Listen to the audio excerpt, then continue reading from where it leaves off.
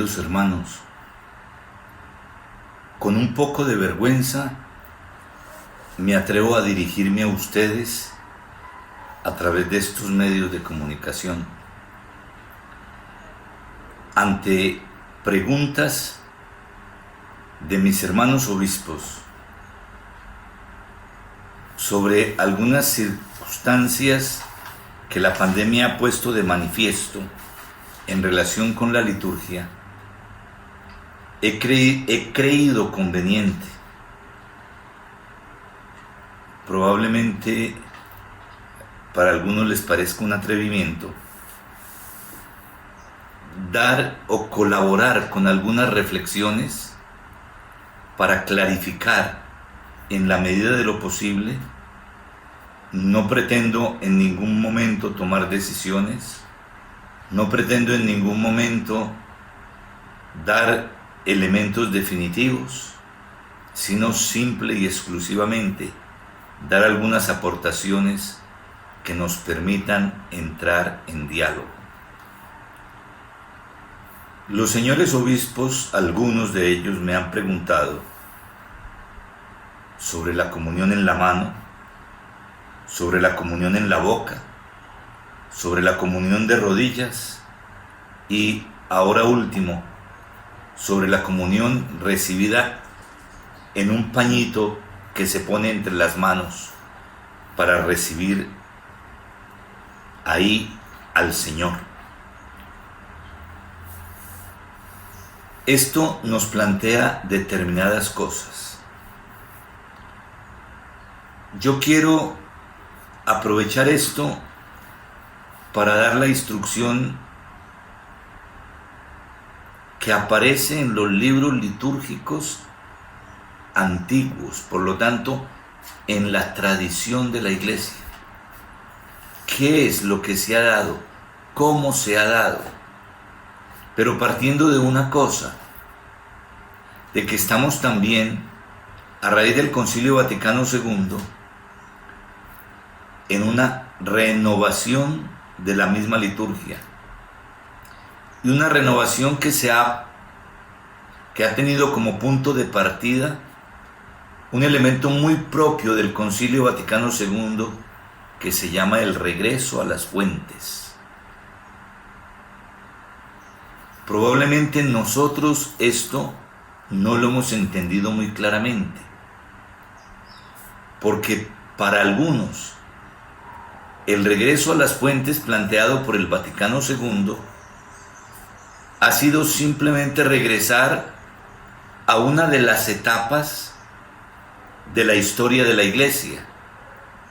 Muchos han querido regresar solamente a Trento, y fue mucho más audaz la acción que pretendía el Concilio Vaticano II. El Concilio Vaticano II, por los avances de la ciencia y de la técnica, tenía ya mucho más posibilidad de llegar a cómo se hacía determinadas celebraciones en la iglesia primitiva. Y allá ha querido ir a tratar de tomar, en la medida en que fuera más cercana a la experiencia de Jesús, lo que allí se había dado. Eso ha pasado con la Eucaristía, por ejemplo. Para la renovación de la Eucaristía se ha tomado en cuenta el texto que nos narra San Justino, más o menos hacia el año 150, cuando nos presenta cómo se celebraba en Roma una Eucaristía en aquella época. De Justino también hay un elemento que me parece muy importante. Él indica no solamente cómo se celebraba en Roma, sino cómo se celebraba en toda la cuenca del Mediterráneo. Él había nacido en Samaria y conocía todas estas realidades, por lo tanto, es muy enriquecedor lo que San Justino nos presenta de la manera de celebrar la Eucaristía. Pero ahora no nos vamos a detener en la Eucaristía.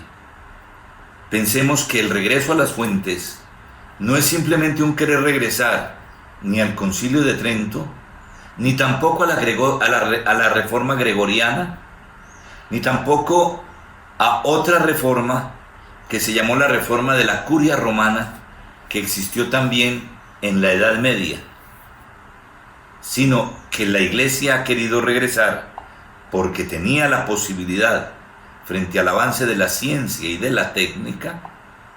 Nosotros no teníamos posibilidades de tener los escritos de los padres. La imprenta en el siglo XVI empezó a dar esperanzas, pero sobre todo ahora, hoy por hoy, cuando muchos de los escritos de los padres los podemos tener en nuestra tablet, o en el teléfono celular, o en nuestro computador. Y entonces todo esto nos permite regresar más seriamente a las fuentes de la iglesia primitiva, teniendo a nuestra disposición incluso los escritos bíblicos, que antes no los teníamos a mano. Antes de la imprenta era casi imposible tener una Biblia en mano. Después de la imprenta fue más común, pero tampoco era tan generalizado. Ahora, con nuestros computadores, todos casi que tenemos una Biblia en nuestra mano. Otro elemento que pretende siempre la reforma litúrgica es favorecer el mayor respeto por las acciones litúrgicas de la Iglesia. La reforma nunca ha pretendido favorecer un irrespeto a toda la acción santificadora de la Iglesia. Eso sí, la reforma ha pretendido que desaparezcan en la medida de lo posible algunos elementos que no estaban en la tradición primitiva y que a través de los siglos se fueron pegando y pegando y pegando a nuestra liturgia, en ocasiones tratando de ocultar la esencialidad de nuestros sacramentos. Por otro lado, la reforma litúrgica ha querido hacer accesible a nuestro pueblo la comprensión de nuestras celebraciones, pero siempre con un elemento, y es que los cambios no afecten el sentido del misterio, pero el misterio bien comprendido. Porque el misterio en la Sagrada Escritura no es lo mismo que como nuestra gente común y corriente entiende la palabra misterio. Cuando nosotros decimos misterio, inmediatamente entendemos lo que no se comprende, lo que no se entiende. Cuando nosotros ponemos por delante la palabra misterio, vamos a hablar de lo que no se puede comprender. No nos olvidemos que el origen de misterio es la palabra misteria en griego, que al latín fue traducida como sacramentum, y sacramentum ni misteria en griego quiere decir simplemente lo que no comprendemos.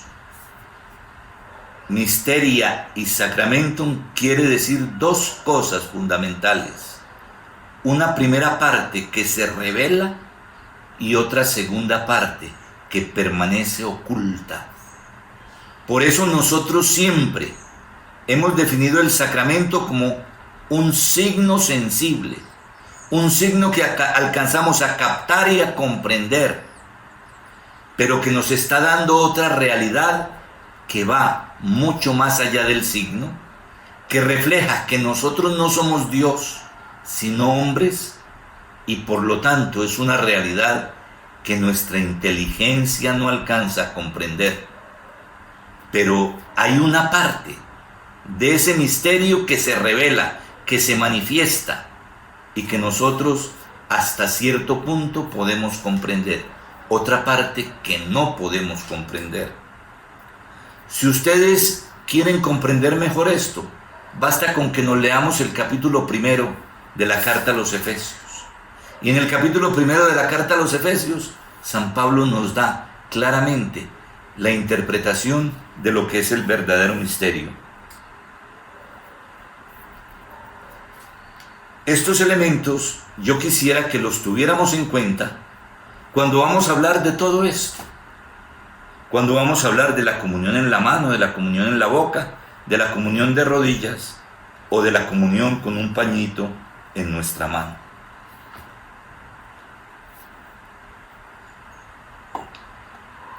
El primer testimonio de cómo se recibía la comunión en la iglesia la tenemos en la tradición apostólica de Hipólito. Allí se nos va a decir que la comunión se recibe de pie y en la mano. Dice Hipólito: el domingo el obispo, si es posible, distribuirá con su mano la comunión a todo el pueblo, mientras que los diáconos hacen la fracción del pan. Los presbíteros colaboran en esta fracción. Cuando el diácono le trae la Eucaristía a los presbíteros, les presenta la bandeja y el presbítero la tomará él mismo y luego la distribuirá a su pueblo. De sus manos pasará a las manos del pueblo. Y entonces el pueblo la tomará de sus manos y la llevará a la boca. Esto lo dice el domingo. Pero después tiene una nota diciendo: los otros días se comulgará siguiendo las instrucciones del obispo. Eso dice la tradición apostólica de Hipólito en la manera de recibir la comunión. No dice absolutamente nada de si los otros días de la semana se recibe en la boca. No es muy probable, porque no hay un solo texto hasta el siglo X en la patrística que nos indique que la comunión se recibía en la boca. Ahora, más tarde, explicaré los elementos que se aducían para entregar la comunión en la mano y no en la boca. Yo quiero advertirles, yo estoy dando lo que está en la tradición. Yo no estoy tomando partido ni por darlo en la mano ni por darlo en la boca. De modo que yo solamente me limito a ofrecer los elementos que nos da la tradición de la Iglesia. Hay además una carta del Papa Cornelio en relación con los problemas del cismático obispo novaciano, que confirma las indicaciones y las informaciones que nos da la tradición apostólica. E insiste, la comunión se recibe estando en pie y en la mano. San Cipriano nos dice que el fiel recibe el pan sobre la palma abierta de la mano, cierra la mano y la vuelve a abrir cuando ha regresado a su puesto y en su puesto la consume. Eso es lo que dice San Cipriano. Por su parte, San Cirilo de Jerusalén dice: no te acerques pues con las palmas de las manos extendidas, ni con los dedos separados, sino que poniendo la mano izquierda sobre la derecha, a modo de un trono, que ha de recibir al Rey, recibe en la concavidad de la mano el cuerpo de Cristo, diciendo amén. consúmelo a continuación, mirándolo con ojos de santidad y cuidando que nada se pierda de él, pues todo lo que se te caiga, considéralo como quitado a tus propios miembros. Pues dime, si alguien te hubiese dado limaduras de oro, ¿no las cogerías con sumo cuidado y diligencia, con cuidado que nada se te perdiese y resultases perjudicado? ¿No te preocuparías mucho más cuidando y vigilando que no se te caiga ni siquiera una miga, que es mucho más valiosa que el oro y que las piedras preciosas? En la iglesia griega, esta tradición de recibir, como lo indicaba Cirilo de Jerusalén, la comunión, permaneció durante mucho tiempo. Teodoro de Mopsuestia también nos confirma este mismo parecer. En Occidente, San Agustín dice que el cuerpo de Cristo se recibe con las dos manos. Esto lo encontramos en su escrito contra Parmeniano, en el libro segundo, en el número 7 y en el parágrafo 13. En este tiempo es necesario tener en cuenta una cosa. En los tiempos, más concretamente en los tiempos de Cesáreo de Arles, porque es el único testimonio que aparece del pañito blanco que ahora muchos han querido resucitar para recibir la comunión.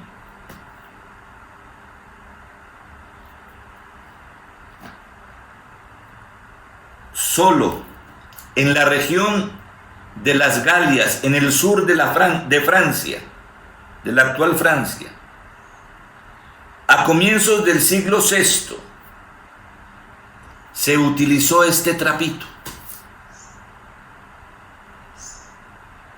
Sin ese trapito, ninguna mujer podía comulgar. Era un trapito solo para las mujeres. Era un pañito que solo era para recibir la comunión sobre el pañito, pero solamente era para las mujeres. No hay ningún otro testimonio en ninguna otra parte de la iglesia. Solo era para las mujeres, que no se les permitía a mano desnuda recibir la comunión de otra manera. Es más, algunos han interpretado que era también lo mismo que utilizaban para cubrir la cabeza, que en el momento de la comunión se lo ponían las mujeres en las manos, porque no nos olvidemos que incluso hasta poco tiempo hace, ya del Concilio Vaticano para acá, las mujeres también tenían que ir al templo con la cabeza cubierta. Los testimonios de la recepción de la comunión en la mano duran hasta finales del siglo IX, comienzos del siglo X. Es decir, hasta el siglo IX tenemos la comunión en la mano. Desde comienzos del siglo XX se comienza a recibir en la boca, y es cuando aparece por primera vez la iconografía de Jesús dando la comunión a sus apóstoles en la boca. Es anacrónico pensar que desde los tiempos de Jesús se daba la comunión en la boca. Jesús celebra su primera Eucaristía en una cena judía, y en la cena judía el padre de familia, que era el que presidía, entregaba, como todavía lo hace hoy en la Pascua judía, entregaba en la mano el pedazo de pan que cada uno se iba a comer. En el siglo XI se distinguen dos modos de dar la comunión. A los presbíteros y a los diáconos en la mano, al subdiácono, al clero menor y a los fieles en la boca.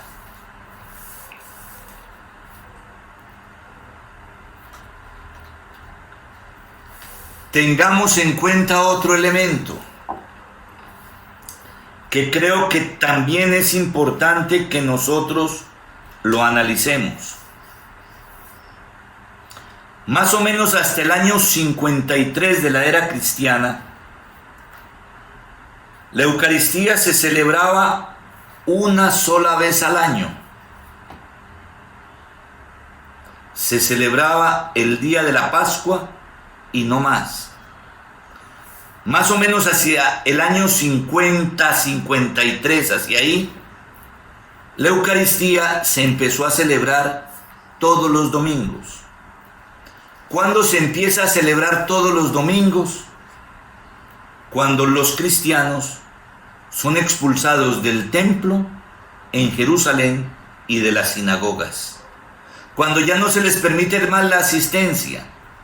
Tenemos que saber que la mayoría de los cristianos en esta época eran judíos. Por lo tanto, ellos participaban de la Eucaristía anual y seguían participando los sábados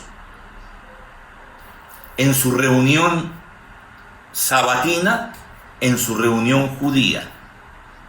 Solo a partir de la expulsión de los cristianos de la sinagoga y del templo, entonces ellos comienzan a celebrar la Eucaristía al atardecer del sábado, amaneciendo el domingo. Naturalmente, ellos todavía hoy cuentan el tiempo de manera distinta a nosotros. Para ellos el día comienza a las 6 de la tarde. Por lo tanto, ellos, los judíos, celebraban al atardecer de nuestro viernes, ya para ellos sábado, y los cristianos empezaron a celebrar al atardecer del sábado. Cuando terminaba el sábado judío, empezaban a celebrar ellos la Eucaristía, que ya entonces la empezaban a celebrar una vez a la semana. Celebrando la Eucaristía una vez a la semana, la iglesia duró hasta el siglo VI. Hasta el siglo VI la iglesia no conoció la Eucaristía diaria. En el año más o menos 354, ¿qué sucede? Algunos no podían participar de la Eucaristía dominical. Entonces la iglesia, con cierta condescendencia, pero con rigor también, permitió que se celebrase una Eucaristía el día miércoles. Pero en conciencia tenía que ser para los que no podían participar de la Eucaristía el domingo. No nos olvidemos, todavía estamos en el tiempo en que la Eucaristía se celebraba en comunidades pequeñas, en las casas, donde en cada una había como tal un presbítero que había recibido la imposición de manos para celebrarle a su comunidad y para presidir con su comunidad la Eucaristía. Cuando ya con Teodosio en Oriente y con Graciano en Occidente se da la conversión del imperio por decreto, el número de los cristianos aumenta y se empieza a celebrar, además del miércoles, otra Eucaristía los viernes. Pero esas dos Eucaristías se miraban como excepción y no se miraban como lo normal. Los que podían celebrar solamente el domingo, celebraban el domingo. Los que no, lo celebraban solamente o miércoles o viernes o ya el domingo mismo. Así duramos hasta el siglo VI. En el siglo VI hay una situación un poquito complicada y es lo de la penitencia tarifada. Entre las tarifas de la penitencia se empezaron a colocar un número elevado de misas que el penitente que tenía dinero tenía que mandar a celebrar. Era un número abultado de misas. Y entonces se empieza a dar un fenómeno. Primero, para que se puedan celebrar todas esas misas, se empiezan a ordenar presbíteros a los monjes. Y en los monasterios, entonces hay monjes que se pasan el día entero celebrando las Eucaristías. Como esto empieza a llevar adelante la riqueza de los monasterios, entonces también ya cuando empiezan a aparecer las diócesis y las parroquias que lo hacen precisamente en el siglo VI, entonces ya también el clero diocesano le pide a los obispos que no le dejen ese privilegio solamente a los monjes, sino que también les den a ellos la posibilidad de celebrar estas Eucaristías de la penitencia tarifada. Las Eucaristías de la penitencia tarifada son las que dan origen a la Eucaristía diaria. La Eucaristía diaria en la Iglesia la salvaron los santos de la época. Porque los santos de la época empezaron a vivir con grande devoción la Eucaristía. El Papa tuvo que intervenir frente a los abusos que se estaban presentando, porque había sacerdotes que celebraban hasta 32 Eucaristías diarias. Por eso, el Papa tuvo que intervenir, prohibir las 32 Eucaristías, permitir solamente una Eucaristía diaria por presbítero, con una única intención. Sin embargo, como hecha la ley, hecha la trampa, se inventaron algunas ridiculeces, como fue la tal misa seca, donde seguían recibiendo las mismas intenciones que habían hecho, no faltaban a la ley que les había puesto el Papa, simplemente comenzaban la Eucaristía, iban hasta la presentación de las ofrendas y volvían a regresar al inicio tantas veces como intenciones tuvieran. Hacían una sola plegaria eucarística y después volvían a seguir la Eucaristía hasta el final, también según el número de intenciones que tenían. Hecha la ley, hecha la trampa. De modo que, gracias a los santos, la Iglesia pudo tener el verdadero sentido de la Eucaristía diaria. Porque el origen de la Eucaristía diaria se convirtió en un negocio. Esto tenemos que tener en cuenta otra cosa. En todas las Eucaristías no todo el mundo podía comulgar.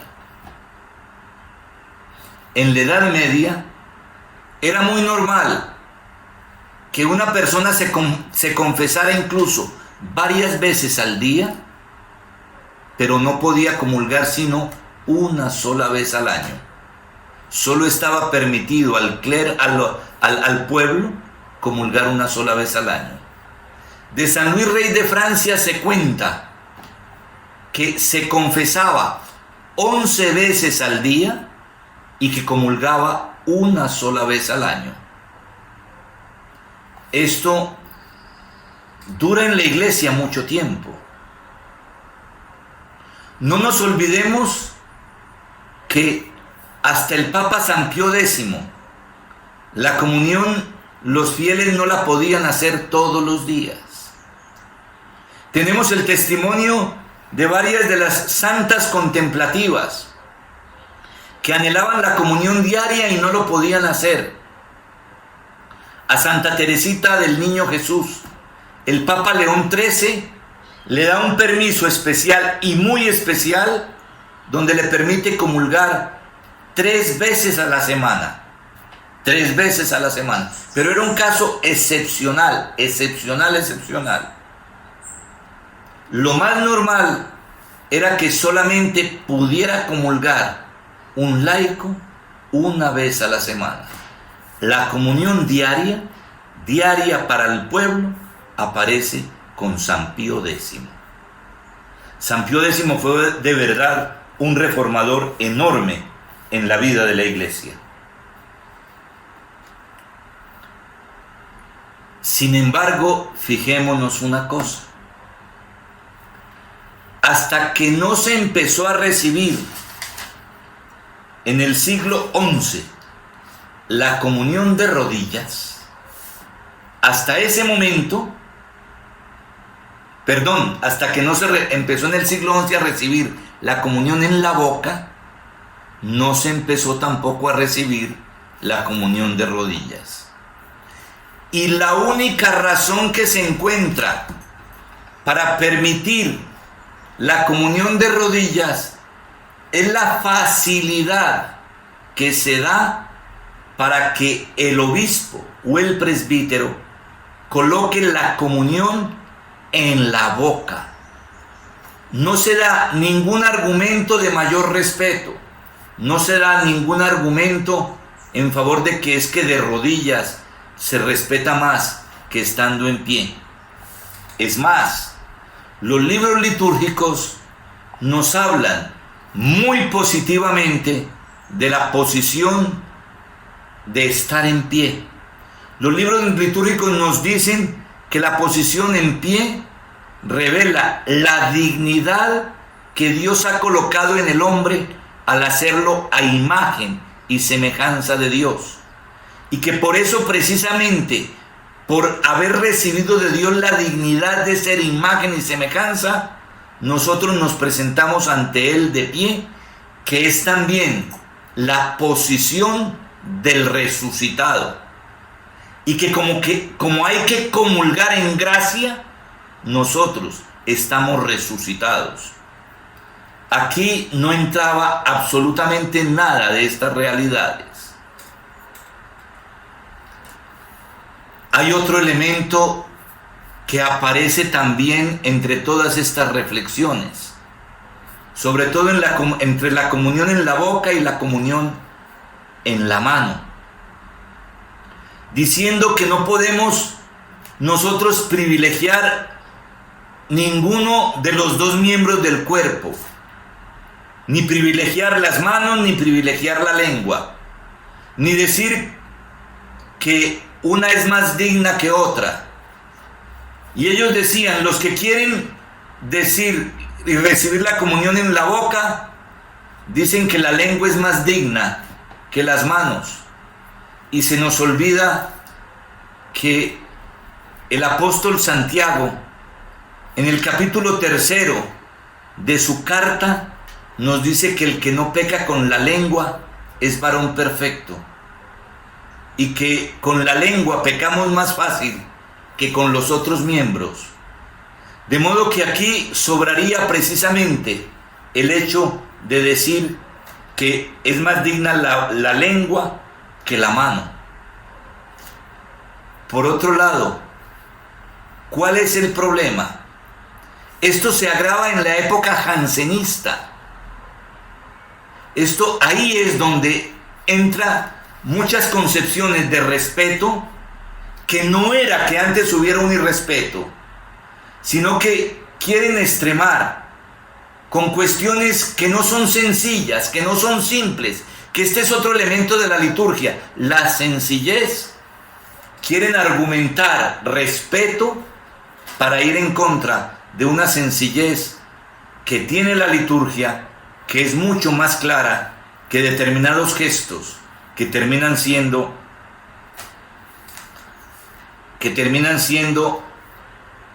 otra cosa distinta. Por otro lado, y esto es también de la vida común, recibir la comunión en la mano era otro de los argumentos que existían. Significa también, en parte, nuestra madurez en la fe. ¿Por qué nuestra madurez en la fe?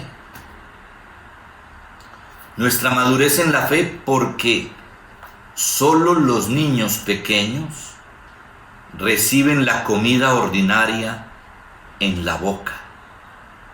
Alguien se las da, o el papá o la mamá o los hermanos, o alguien que está sirviendo, o la niñera. Le dan en la boca al niño, pero el día en que el niño puede ya por sí mismo llevarse la comida a la boca, ese mismo día incluso se celebra, se le aplaude al niño porque ha llegado ya a una edad más respetable. Estos son elementos que es necesario colocar de frente. La comunión, entonces, de rodillas empieza solo por comodidad. No hay ningún otro elemento en los libros antiguos que nos permitan decir otra cosa distinta.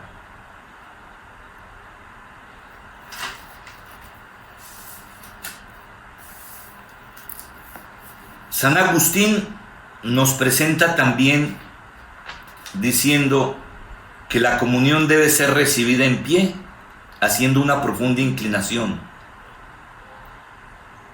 En Oriente se recibe en pie, pero se permitía también una postración anterior, en sentido de humildad profunda. Estas prácticas en Oriente se generalizaron también en el siglo XI. Esto es lo que yo puedo sacar en relación con estos temas de los libros litúrgicos. Ahora, ¿qué tengo que decir en concreto? ¿Cómo están las cosas y cómo está nuestra legislación actualmente? Nuestra legislación actualmente dice que está permitido recibirlo bien sea en la mano o en la boca. Aquí, infortunadamente, nos hemos empezado a clasificar y a veces con determinadas situaciones entre conservadores y de avanzada. Hermanos, yo aquí quisiera decirles varias cosas, porque hay dos batallas que estamos teniendo que enfrentar a raíz de la pandemia. La pandemia nos lleva a recomendar que se reciba en la mano, que porque es la manera menos peligrosa de contagio, no que sea exenta de posibilidades de contagio. Yo, tanto de recibirla como en la boca o en la mano, no tengo mucho problema. El mayor problema es por el aseo de las manos, que a veces el aseo de las manos no es suficiente, sobre todo en las comunidades nuestras, donde contamos con muchos hermanos que trabajan mucho con las manos y las tienen no siempre en el mejor estado de limpieza. Eso me lleva a mí siempre a pensar en la comunión en la boca. Y otra cosa que me lleva a pensar también a mí en la comunión en la boca son los abusos satánicos que algunos, recibiéndola en la mano, se la llevan para estos ritos y estos cultos. Si damos la comunión en la mano, hay que estar muy pendientes que delante de nosotros comulgue aquel que la recibe en la mano. Ahora, para mí, el mayor problema, lo digo por mi diócesis, el mayor problema lo veo en la comunión de rodillas. Porque, ¿qué es lo que yo he descubierto en mi diócesis? ¿Quiénes son los que están exigiendo? Incluso llegando a cosas que la iglesia nunca ha dicho. La iglesia nunca ha dicho que sea un derecho del fiel recibir la comunión de rodillas o de pie. No es un derecho. La comunión no es un derecho adquirido. Es un don que Dios nos hace. Es un regalo de Dios para nosotros. Ninguno de nosotros tiene derecho a la comunión. Es un don inigualable que Dios nos ofrece a nosotros. Yo espero que cuál es también el problema de los que exigen de rodillas. Los movimientos que han surgido en la iglesia, no solamente en la iglesia colombiana, en la iglesia universal, que están rechazando la validez de la elección del Papa Francisco, son los que están pidiendo de manera particular la comunión de rodillas y exigiéndola, y me parece que mal informados, porque quieren hacer depender de las primeras etapas del cristianismo esta comunión de rodillas, solo hasta el siglo XI, y solamente por motivos de facilidad y practicidad para recibir en la boca, se empezó a recibir de rodillas. Ahora, puede ser tan digna y tan respetuosa la recepción de pie como de rodillas. Aquí el respeto no se puede poner en tela de juicio. El respeto tiene que ser dado. El respeto lo tenemos que favorecer nosotros los que estamos al frente de las comunidades cristianas. Pero a mí me preocupa mucho más el hecho de que vayan en contra de la unidad de la iglesia y quieran cuestionar de esta manera el recibir de rodillas y en la boca exclusivamente la comunión.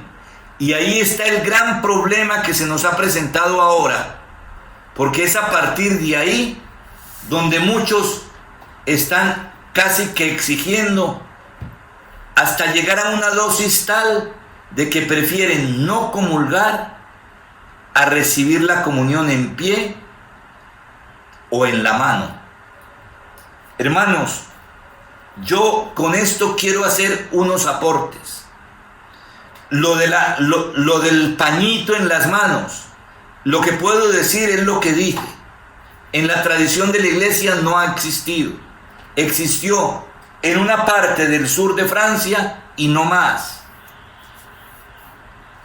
La iglesia nunca, si no es en la teoría jansenista, ha mirado el cuerpo con desprecio. Y esto es lo que nosotros tenemos que tratar de volver a valorar. San Juan Pablo II, con la teología del cuerpo, nos ha dado grandes lecciones. Y todo esto es necesario que nosotros lo volvamos a valorar y tomemos decisiones concretas. Espero, hermanos, que esto nos ayude a todos. Que esto, yo, como les digo, no pretendo absolutamente nada, no pretendo ni buscar adeptos para un lado o para el otro. Busco solamente empezar a ventilar una situación que se nos está presentando y que exige nuestra reflexión. esto lo quiero compartir con todos los hermanos obispos que lo deseen. Yo lo voy a ofrecer y los que lo quieran, entonces pueden tener acceso a él. Que Dios los siga bendiciendo y los fortalezca. Mil gracias, perdonen el atrevimiento y que si les sirve para algo, bendito sea Dios.